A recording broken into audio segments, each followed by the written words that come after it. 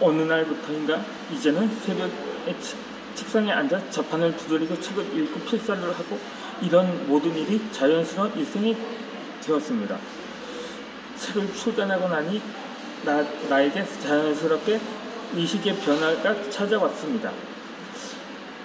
이제는 사물을 보는 눈조차 달라진 느낌입니다. 아파트 현관 입구에서 있어서 해마다 맡던 라일락 향기조차도 나에겐 예년과 다른 느낌이어서 잠시 발걸음을 멈추고 향내를 음미해 보기도 합니다. 이런 향기를 작가라면 어떻게 표현을 할까, 아니면 어떤 느낌으로 받아들여야 하지 하고 좀 더 나은 시선이 있어야 하지 않을까 하고 작가적인 고민을 하는 달라진 모습을 스스로 보기도 합니다.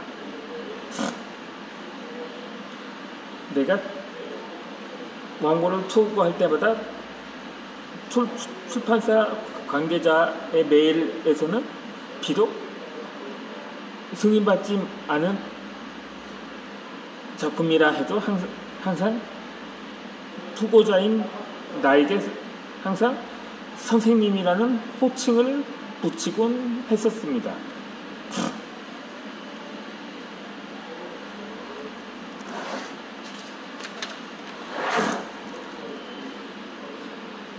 비록 출간되지 못한 원고라 할지라도 이제 진짜 작가가 되었다는 실감이 날 정도였던 것입니다. 그동안 나는 별로 아는 사람이 많지 않아서 그렇게 자랑을 하지는 않았던 것 같습니다. 한 왕따였기 때문에 학창 시절에 동창이나 친구들도 없는 편이거든요. 그러다 보니 내 자신이 참으로 민망할 마음이 들 정도였습니다. 반면에 어떤 후배는 시키지도 않았는데 자신의 아내가 한 어느 중앙 도서관에 희망 도서 신청을 해서 빛에 놓았다며 밴드의 사진을 올려놓았으니 동시에는 감사함이 밀려들기도 했었습니다. 그저 열심히 사는 가장이자 장남으로 충실하게만 살아왔습니다. 매일 충실한 내 모습 뒤에 감춰진 나의 욕망을 드러내고 싶어 글을 쓰고 작가가 되고 싶었던 거죠. 그러나 나는 할 수 있는 게 아무것도 없었습니다.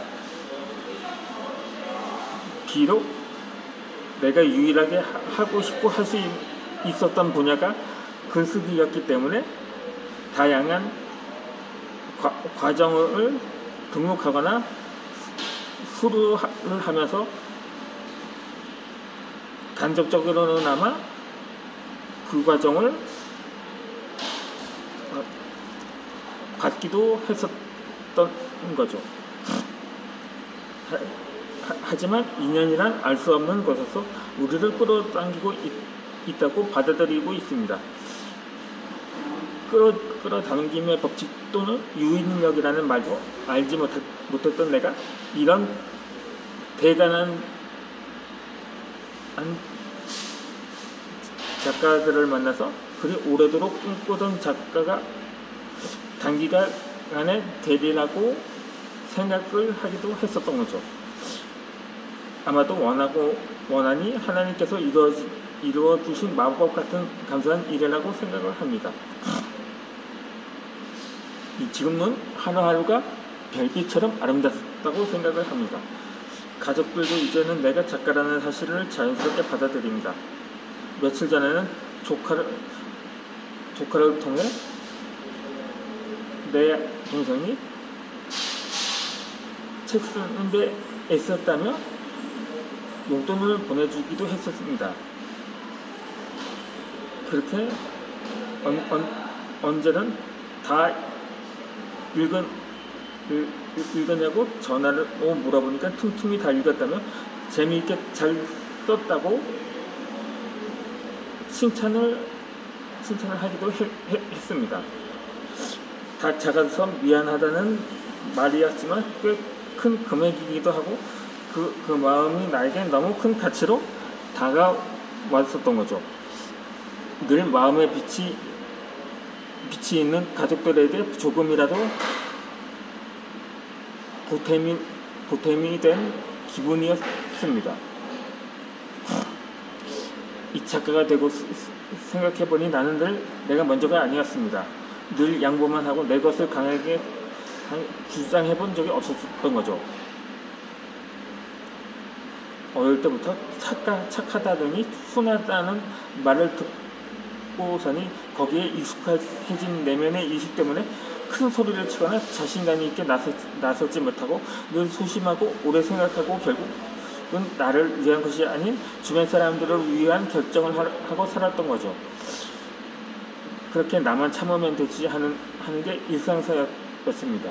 하지만 글을 쓰고 내 자신을 돌아보면 내 자신이 얼마나 소중한 사람인지 알게 되었습니다. 그렇게 기억 저편의 부모님과 형제들과의 추억, 그렇게 자라온 과정들을 더듬으면서 결국 내 삶의 주인공은 나라는 것을 알게 되었던 거죠. 그 누구도 대신 해줄 수 없는 삶을 살아내고 지금도 하루하루 열심히 살아내는 내가 얼마나 대견한 사람인지를 알게 되었던 것입니다. 즉 자존감이 생긴 거죠. 그렇게 몇 년 전부터 나는 항상 서점 나들이를 하고 있습니다. 혹시 내 책이 있으려나 하는 기대감이었던 거죠. 없어서 실망한 게 아니라 이 책이 팔릴 테니 가져다 놓으려며 큰 소리로 말하는 당당한 내가 되어 있었습니다. 예전 같으면 상상할 수 없는 내가 된 것이었습니다. 작가라는 말은 안 해도 마음속에 자부심이 생기고 내 스스로 높아진 자존감에 나도 놀랄 지경이었던 것입니다.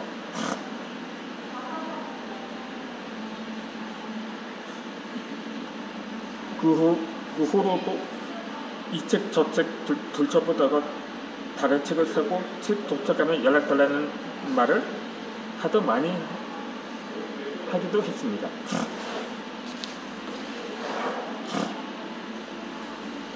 그렇게 새로운 책이 오면 다시 오겠다는 약속을 하고 오니 그렇게 해서 완전히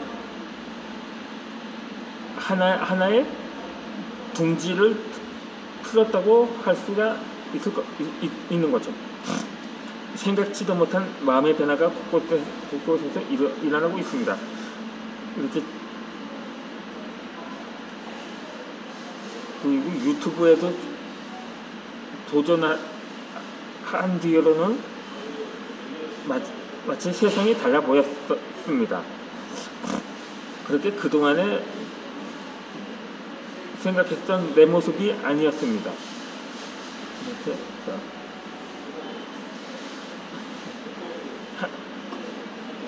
아침에 깨우고 보면 항상 새로운 세상처럼 보였습니다. 맑고 푸른 하늘 아래서 펼쳐진 도시의 공기가 그 맞은편에서 보이는 산 밑에 세상이 새로운 시작을 알리는 대지처럼 느껴졌던 거죠. 그래, 우리 인생에는 이런 것이 별게 있나? 넘어지면 다시 일어나고 매일매일 새로운 나날처럼 기쁘고 감사한 마음으로 살면 되는 것이 하면서 새로운 마음이 싹 트고 있었던 것입니다. 푸릇푸릇 돋아나는 새싹들과 나란히 푸른빛이 더해지는 나무들을 보면서 나도 저 잎들처럼 새로운 내 인생을 만들어가기에 부지런해지다 하는 각오까지 더하게 되었습니다. 실로 내가 작가가 되고 난 후 이렇게까지 달라지는 내 모습과 내 인식의 변화가 놀랍기까지 했습니다. 얼마 전까지는 나 자신 스스로에게 아무래도 내가 큰 작가가 될 것 같아. 그러니까 이지성 씨처럼 했더니 지인들은 댓글을 안 합니다. 그래서 갑자기 내 마음속에 노벨 문학상이 쑥 떠올랐어. 그래도 그냥 생각을 한 게 본의 아니게 그 말을 하게 되었던 거죠. 그러다 보니까 마치 지인들은 조롱하듯이 비웃곤 했었던 거죠. 그래서 갑자기 내 마음, 그때는 왜 그랬는지 느닷없이 내 마음속에 그런 마음이 생겨서 한 소리였던 것 같습니다. 작가가 되니 큰 꿈을 꾸는 철없는 인간이 어이가 없어 웃는지 지금도 알 수 없습니다. 무슨 뜻이냐 물으면 듣는 대답이 신통치 않을 것 같아서 일부러 묻지 않았습니다. 내가 생각해도 지금도 웃음이 납니다. 하지만 나는 이런 나의 의식의 흐름을 이어가려고 합니다. 지금은 황당하고 말도 안 해도 헛소리처럼 들리실지라도 내 마음의 의식을 따라가다 보면 무엇이라도 되지 않을까 하는 기대가 생겨서입니다. 이 모든 것이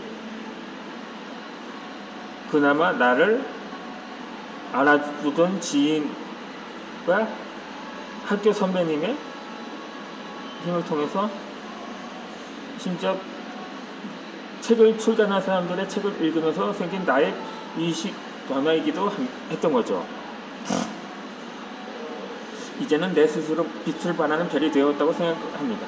그래서 별빛처럼 아름다운 삶을 살고 싶습니다. 나는 늘 누군가의 도움 없이 내 인생을 만들고 살아왔습니다. 앞으로도 나는 그렇게 살 것입니다. 내 자신을 소중히 여기며 나를 위한 인생을 살기에 나이 들었다고 주저하지 않을 것입니다. 그렇게 세상과 소통하기를 원했지만 자신은 이대로 살다 죽겠다기에 100세 시대이니 아직은 멀었다 해도 이대로 살다 죽었다는 말에 더 이상 의미가 없다고 판단이 듭니다. 그렇게 내 의식과 주변 사람들의 의식이 너무 다르니 끊고 나라도 마음이 착잡하고 안타까웠던 거죠. 그래도 내가 하고 싶고 원하는 일이면 나를 성장시켜 나갈 것입니다. 지금의 내 나이는 이제 50을 넘겼습니다. 이제 시작이라고 생각하고 앞으로 20년이라든 30년이면 더 일할 수 있다는 각오로 매일 같은 날인 줄 알면서도 나는 책 쓰기 전과 책 쓰기 후로 내 인생을 달라졌음을 느낍니다. 매일 책을 읽으면서 목적 없이 그저 읽는 게 좋았다면 이제는 어떤 문구를 보더라도 새로운 느낌과 마음을 느낍니다. 책을 쓰는 저자는 이 한 문장을 쓰기 위해 얼마나 많은 고심을 했을까며 어떤 마음으로 썼을까 하는 궁금증이 생기기도 합니다. 그리고 읽은 것은 바로 메모하거나 머릿속에 담아두어 노래하지 않고 바로 실행하고 싶은 마음까지 듭니다. 저자의 지혜와 노하우라는 생각이 들어서입니다. 이렇게 전에는 읽고 지나쳤던 것들이 새롭게 나에게 다가왔습니다.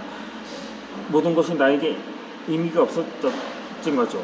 마음속에 울컥 올라오는 삶에 대한 의욕도 새로운 희망도 결국은 작가가 되고 나서 생긴 나만의 변화입니다.